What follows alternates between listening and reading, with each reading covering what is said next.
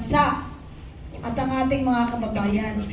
Ngunit kung ang magiging parang scapegoat dito o rason is sasabihin, hindi ito matibay at hindi na bibilihin ang pahayag ni Saldico dahil hindi siya under oath, right? Eh yung mga nag-under oath na nga before na hininga nila ng mga statement, na-bend pa nila yung statement. Pwede naman yan to follow what is important is nagpahayag. And in fact, meron na pong part 2 na dapat nating sumaybayan. Alam mo, ang weakest na pinaka bagay na magagawa mo kapag may mga pagpapahayag na kinokondena ka sa isang maling ginawa mo, is yung pinaka-weak is yung defense na ginagawa is yung denying it. Right? Wala silang ibang pwedeng gawin this time kundi ilihis ang taong bayan para magmukhang mahina yung mga pagpapahayag ni Saldico kahapon. At tungkol naman po sa mga kababayan natin mula sa malalayong lugar, alam niyo yung layo na yan ay hindi po yan hadlang para marinig ang mga tinig ninyo at gagawin nating boses. Kaya through this social media, we are very lucky dahil naabot natin ang panahon ng social media. Dahil yan ay matagal nang nangyayari, tumindi lang ngayon. Why? Dati kung ano ipapalabas sa telebisyon ay naabangan nating news, yun lang ang paniniwalaan natin. Pero ngayon, may vlogger tayo, merong media na talagang may freedom na magpahayag. Kaso ingat lang tayo dahil iba ngayon. Iba po ang labanan ngayon. So, buntot natin, hila natin, ingatan natin ang ating sarili para yung pagpapahayag natin para malaman ng sambayanang Pilipino ang totoong nangyayari. Ingayan ninyo, pero pag-ingatan din ninyo ang inyong sarili dahil nakasalalay po ang laban natin sa bawat isa. Ang paninindigan natin sa katotohanan. Pwede naman tayong tumanggap, pero wag natin ibenta ang ating dangal sa pamamagitan ng pati boses natin, iipitin. At hindi tayo makakapagpahayag. Ano, pag nalugmok tayo, what will happen to our country? Papayag ba tayo ng ganon? 60 pesos na po ang peso. $2. Yun na lang po ang basihan. Grabe. Magsi-60 na po. Nahiya pa eh, baka may point something pa. Yan lang po. Next question, please. Sir, nasagot po ba yung question niya? Thank you po. Sige po, salamat. May dadagdag si Rob. Okay. No, but PDP is also participating dun sa ginagawang People's Congress. The idea of the People's Congress is to amplify the voice of the people. But basically, we will also bring in some experts locally, and more importantly is makinig tayo dun sa anong sinasabi ng taong bayan. And this is our way na parang yung mga local issues and yung particularly yung flood control, corruption and others ay marinig natin hindi lang from the part of Manila or NCR but also dun sa mga probinsya. So if gusto nating marinig, this is not, parang it is not spearheaded by PDP in a sense, but PDP particularly is participating in it, and usually it's organized by the people. So yun lang yung parang ginawa nating structure around it or initiative called the People's Congress, kasi nga sometimes in a situation like this na parang halos ang naririnig lang natin is actually one side, and it looks like it seems like the institution is heavily captured right now to only advance one side of politics, kumbaga. Then we need to provide an avenue na ang maririnig ngayon kung yung talagang totoong boses ng mga tao. So that's an avenue para ma-increase natin yung awareness and accountability.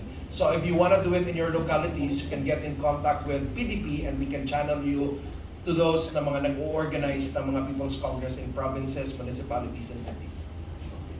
Pastor, may dagdag lang Okay. po. Sa ngayon po, kumakalat po yung part 2. Ibalik ko lang po dun sa unang question about po dun sa statement po ni Saldico. Ito po ngayon yung lumalabas na part 2. Tapos marami po mga kababayan natin na magpangga ngayon ay nakatakip pa rin ang kanilang mga, nakapiring pa rin ang kanilang mga mata at tenga nakatakip pa rin para sa tunay na katotohanan ng pagpapahayag. Ito nga po, may mga kumakalat na AI lang pala, huwag paniwalaan. Kayo ba gagamitan ninyo ang inyong sarili ng AI tapos using your own page? Ha? Sa mga kababayan natin na magpahanggang ngayon ay bulag sa katotohanan, itikom na lang po ninyo sana ang inyong mata at bibig kasi nadadamay ang iba nating kababayan. Dahil kung gusto ninyo, yan ang pili niyo, choice nyo, okay lang. Pero yung ilihis ang katotohanan, hindi po yan. Hindi po yan makatarungan. Bayang Pilipinas ang ating pinaglalaban at pinaninindigan. So, huwag tayong magbulag-bulagan sa katotohanan at magbingi-bingian sa mga naririnig na dapat naman ninyong namnamin at pakinggan ng paulit-ulit bago nyo ipahayag na ito'y AI. Si AI is the word for today at saka napaka-sikat niya ngayon. But the truth is, babalik ko ulit yung aking statement po. Kung AI ba yan, gagamitin mo yung sarili at privado mong Facebook at inyong page? Oh. At saka syempre, pag AI, maganda ka sa AI. Tingnan nyo nga, hapis-tapis yung mukha ni Saldi ko doon. Payat na po. Maawa po kayo tao. May dagdag ako sa AI na yan. Sinasabi nilang AI, pero nakakatawa naman na nagkagulo ang Malacanang. And perhaps even nag-meeting pa sila para maglabas ng emergency ng press con kung sasagot lang pala sila sa AI. Diba? So it doesn't make sense at all. At ang involved sa AI, isang tao lang, pero ang daming sumagot. Ayan, Kathy. Yes, AI technology, AIT. Ang inuuto tayo. 'Di ba? AI technology. And apparent, alam mo, ang hamon ko na lang, pag sino mo nagsasabi sa inyo, dyan sa inyo, na AI ito, dalhin natin sa forensic expert. And alam ko, papayag si Saldi ko na gawin yan. Forensic expert, here, US, Asia, China, saan man ng parte ng mundo. At ang AI ho, mahirap sundan ang shadow. At nakikita nyo, hindi maganda ang ano niya, ang itsura niya, ang ipin niya, lahat sa kanya, even ang lighting niya hindi okay. Pag sinabi mong AI, enhance yan. Hindi yan pwedeng, yun naman may pintas. Almost perfect. Ganun yun. May gumagawa nga ng AI, ano ko yun. Diba? So, ganito na lang. Ang panawagan natin, dyan sa mga sinasabi ninyo na pinaglalaban ninyo, kahit na anong kulay po ng politika meron kayo, hubarin nyo ang kulay ng politika ngayon. Kung totoong sinasabi nyo na para sa bayan, ang pinaglalaban ninyo at nagmamalasakit kayo sa bayan, dapat nating panugutin yung totoong may sala. Magkaisa tayo. Yung mga may personal na away, galit, wiset, inggit, whatever you call it, if this is really your call to have a proper talaga magkaroon tayo ng tamang pamumuno at magkaroon ng mga leader na talaga namang ang pagmamahal is para sa bayan at sa kapwa Pilipino. Tumayo tayo at lumabas tayo, manindigan tayo, manawagan tayo ng mapayapa na dapat karapatan natin na magkaroon ng tamang pamumuhay at maayos na pamumuhay sa ating bansa. And we deserve better. Lumabas po kayo at magsama-sama tayo. Wala akong pang-iinsulto dito, but bagkus ang tunay na pagmamahal sa ating bayan. Ako naman. Baka po kasi distracted kayo, no? Kasi lumabas ang part 2 at ngayon nandito kayo. So hindi nyo alam kung anong uunahin nyo, kung makikinig kayo sa amin o ipe-play nyo yung part 2. Tama, no? Eh di sana umalis na kayo. Hindi. Kaya bibigyan ko na lang kayo ng summary para ibaba nyo na yung mga telepono nyo.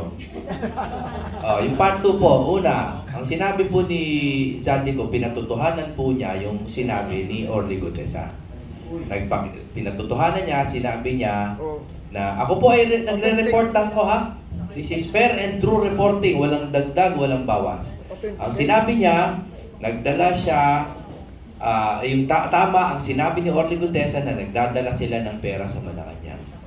Number 2, sinabi rin po ni Zaldico na totoo po yung 100 billion na insertion and on the condition na ang 25% ay ibibigay po sa Speaker at sa Pangulo mismo. Sa Pangulo lang po, 25 billion daw po di umano ang binigay sa Pangulo. Okay? So yun po yung gist ng statement niya. Number 3, hinahamon po ni Zaldico ang ombudsman na kung totoo po daw ang sinabi ni Ombudsman Remulla na magiging patas siya, imbestigahan niya yung kanyang fraternity brother. Na yun po ay salita ni ni Zaldico para po malaman kung totoo ba talaga yung sinasabi na 25 billion at yung mga remowa ng mga maleta. At pang-apat, sinabi rin po niya na dapat maging subject din to ng investigation ng mga congressional bodies. Okay? Sinabi ko lang po ito para makinig na kayo ulit sa amin. Susugan ko lang yung mga una-unang nabanggit na, no? Alalahanin natin yung 100 billion na ito na binabanggit ni Congressman Saltico, that is only for the 2025 budget. 100 billion lang. Wala pa po yung 2024 budget. Wala pa po yung 2023 budget. At saka yung half of 2022 budget. Sabi yung chairman ng Committee on Appropriations At alam naman po natin kung gaano kalawak ang kapangyarihan ng chairman ng Committee on Appropriations kung merong pahintulot ang tunay na namumuno sa opisina ng kanyang pinaglilingkuran. Hindi naman po magagawa yan ng chairman ng committee kung hindi po may clearance ang totoong pinuno ng kanyang opisina. Alam ko po yan kasi matagal po akong nanilbihan sa Kongreso ng Pilipinas Nakakausap ko yung mga dating mga chairman ng Committee on Appropriations mula noong 1987 to 92, the late Congressman Rolando Andaya Sr. Tapos 92 to 98, yan pa rin. Their Speaker Divinesh, siya pa rin. And then you have Manny Villar, then you have Speaker Belmonte, then Divinesh again, and then Nograles. Lahat po yan nanilbihan po ako as lawyer, one way or the other in various capacities. So alam ko na wala rin talagang totoong kapangyarihan yung committee, any committee for that matter, chairman ng appropriations or ways and means on accounts, wala pong bendisyon ang pinakamataas na official po ng Kongreso. In the same manner, ganoon din po sa Senate yan. Because I work also in the Senate as Chief of Staff of one Senator and then eventually as consultant of the Commission on Appointments, and some other senators I have served as their counsel. So alam ko rin po yung karakter. Kilala ko lahat yung mga personalidad na yan, mga matataas na yung kanilang mga position, cabinet positions o cabinet rank positions. Yung mga binabanggit na papangalan ni Undersecretary Roberto Bernardo, kilala ko yan si Robert. Ano pa lang siya no? Minor official lamang po yan ng DPW sa isang district engineering office somewhere in Southern Tagalog. Then eventually naging city engineer siya ng Manila, then assistant secretary. I know him that well. At yung sinasabi niya, totoo lahat yun, pero kulang. Kulang pa rin, Robert. Sabihin mo pa yung mga totoo. Dahil kulang pa yun. Kulang pa yung mga binabanggit mo. Meron ka pa rin mga tinatago. Well, naiintindihan ko na mahirap sa'yo na sabihin nila, para mong trainador, pinagkanulo mo si Senator Bong Revilla na kaibigan mo, kaibigan din natin, si Secretary Marbunuan, sinasabi mo siya yung mentor. I believe you. No? But you have to tell the truth now because, well, gas-gas man ito, the truth will set you free. But you are going to tell half-truth, you are not going to be totally liberated or become, exonerated for whatever. Tapos ito, ano ang pwedeng gawin ngayon? Ako'y nalulungkot kasi sabi ko, I'm really a Catholic person. Ang religious belief ko, I've been taught and I've grown and studied in Catholic school. Pero may mga nabasa po akong pahayag po kasi ng pamunuan po ng Katoliko ng CBCP. In regard specifically, nung una yung Truth Commission na yan, I debunk it and I really criticize them for coming out with a statement that urging the establishment of a Truth Commission which will investigate further AGK and drugs, war on drugs of the Duterte. Ano? Pinag-uusapan na natin dito, flood control na malawakan tapos sisisingin nyo ito. What is this? Diversion? And then you are going to be part of a diversion? And being the largest religious denomination, we are going to be playing the same tune? Hindi ako papayag, no? Kaya ako nasasaktan. No? Secondly, ito na naman, naglabas ng statement kahapon. After Saldico came up with his part 1 statement, pagbasahin mo, suriin mo po yung nandun. Of course not, we are not going to agree with that. No? We are not going to sacrifice transparency for cover-up. Kasi apparently, sabi niya, huwag niyo masyadong paniwalaan. Yung mga that is not going, I hope that is not going to be exploited is for political purposes. No such thing anymore that political exploitation will happen here. PDP Laban or the Duterte family will not take advantage of the statement of Saldico in order to what? Advance their political agenda? No. The political agenda of the Duterte are well in place.